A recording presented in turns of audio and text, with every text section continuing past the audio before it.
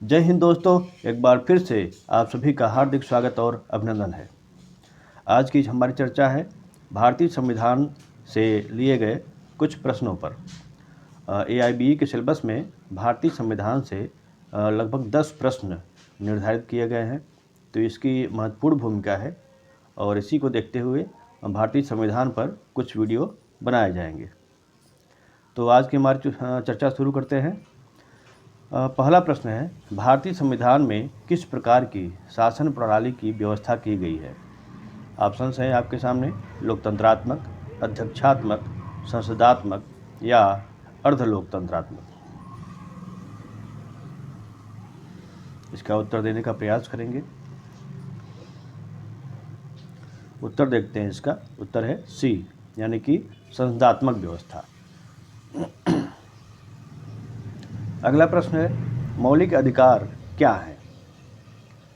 Options हैं, वाद योग्य हैं, अवाद योग्य हैं, लचीले हैं या कठोर हैं। मौलिक अधिकार क्या हैं?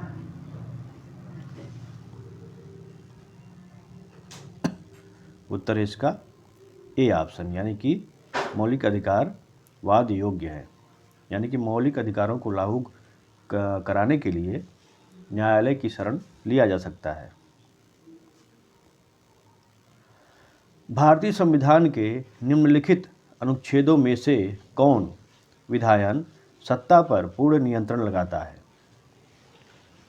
4 ऑप्शंस आपके सामने हैं, अनुच्छेद 14, अनुच्छेद 15, अनुच्छेद 16 तथा अनुच्छेद 17। कौन सा अनुच्छेद विधायन सत्ता पर पूर्ण नियंत्रण लगाता है? इसका उत्तर देखते हैं, ए ऑप्शन, यानी कि अनुच्छेद 14। अगला प्रश्न है, भारतीय संविधान का कौन सा अनुच्छेद बच्चों के शोषण के विरुद्ध मौलिक अधिकार से संबंधित है? अनुच्छेद 17, अनुच्छेद 19, अनुच्छेद 23 या अनुच्छेद 24।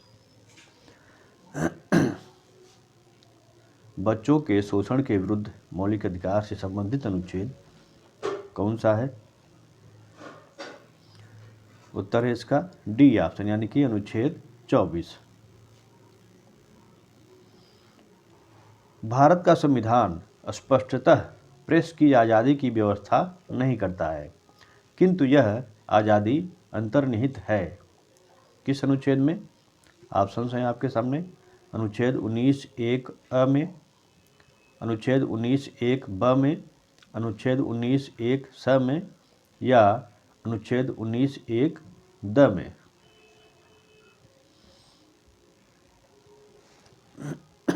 इसको देखते हैं, ए ऑप्शन, यानी कि अनुच्छेद 19(1) अ में।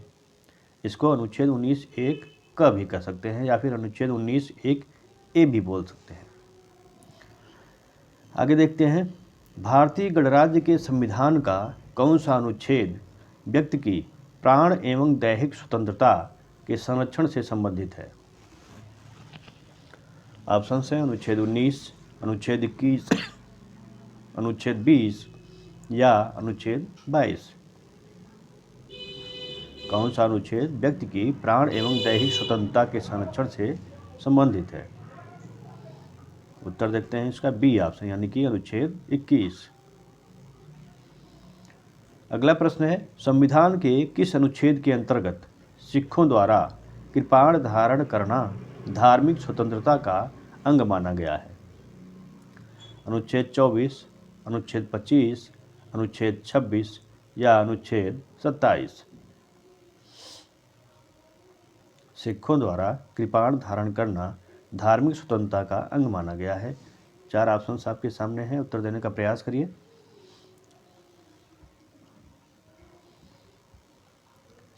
इसका उत्तर देखते हैं, उत्तर है बी ऑप्शन, यानी कि अनुच्छेद 25 के अंतर्गत। निम्नलिखित में से किसके द्वारा संपत्ति के मूल अधिकार का लोप किया गया?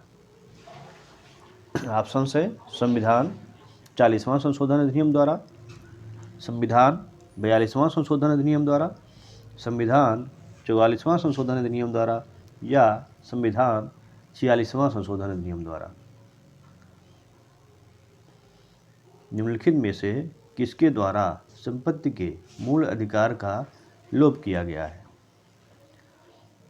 उत्तर देखते हैं इसका सी ऑप्शन, यानी कि संविधान 44वां संशोधन अधिनियम द्वारा संपत्ति के अधिकार को वर्तमान में कानूनी अधिकार का दर्जा दिया गया है अनुच्छेद 300 क में। अगला प्रश्न देखते हैं, निम्नांकित में से किन्हें सर्वोच्च न्यायालय ने मौलिक अधिकार के रूप में मान्यता दी है? पहला है आवास का अधिकार, दूसरा विदेश यात्रा का अधिकार, तीसरा समान कार्य के लिए समान वेतन का अधिकार। नीचे दिए गए कूट से सही उत्तर चुनिए। नीचे कूट दिया गया है, पहला ऑप्शन है 1 और 2, 2 और 3, 1 और 3 या फिर तीनों। उत्तर देने का प्रयास करिए आप लोग। किन्हें सर्वोच्च न्यायालय ने मौलिक अधिकार के रूप में मान्यता दी है? उत्तर देखते हैं इसका ए ऑप्शन, यानी कि 1 और 2। 1 और 2 क्या है? 1 है आवास का अधिकार और 2 है विदेश यात्रा का अधिकार। इन दोनों अधिकारों को मौलिक अधिकारों में समाहित माना गया है अनुच्छेद 21 के अंतर्गत। भारतीय संविधान मान्यता देता है किसको? ऑप्शंस हैं केवल धार्मिक अल्पसंख्यकों को, केवल भाषाई अल्पसंख्यकों को, धार्मिक और भाषाई अल्पसंख्यकों को, धार्मिक भाषाई और निर्जातीय अल्पसंख्यकों को। भारतीय संविधान किस प्रकार के अल्पसंख्यकों को मान्यता देता है? इसका उत्तर देखते हैं सी ऑप्शन, यानी कि धार्मिक और भाषाई अल्पसंख्यकों को। दो आधार हैं अल्पसंख्यकों को निर्धारित करने के लिए, धर्म और भाषा। अगला प्रश्न है, निम्नलिखित अनुच्छेदों में से कौन एक राज्य सरकार को ग्राम पंचायतों को संगठित करने के लिए निर्देशित करता है? ऑप्शंस हैं अनुच्छेद 32, अनुच्छेद 40, अनुच्छेद 48 या अनुच्छेद 51। निम्नलिखित अनुच्छेदों में से कौन एक राज्य सरकार को ग्राम पंचायतों को संगठित करने के लिए निर्देशित करता है? उत्तर देने का प्रयास करिए।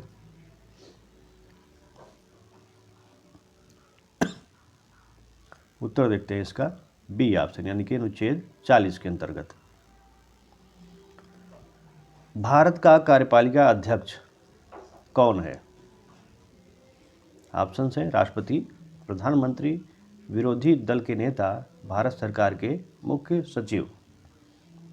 भारत का कार्यपालिका अध्यक्ष कौन होता है? 4 ऑप्शंस हैं। उत्तर देखते हैं इसका ए, यानी कि राष्ट्रपति होता है। यदि राष्ट्रपति एवं उपराष्ट्रपति का पद खाली हो तो भारत के राष्ट्रपति के पद पर कौन होता है?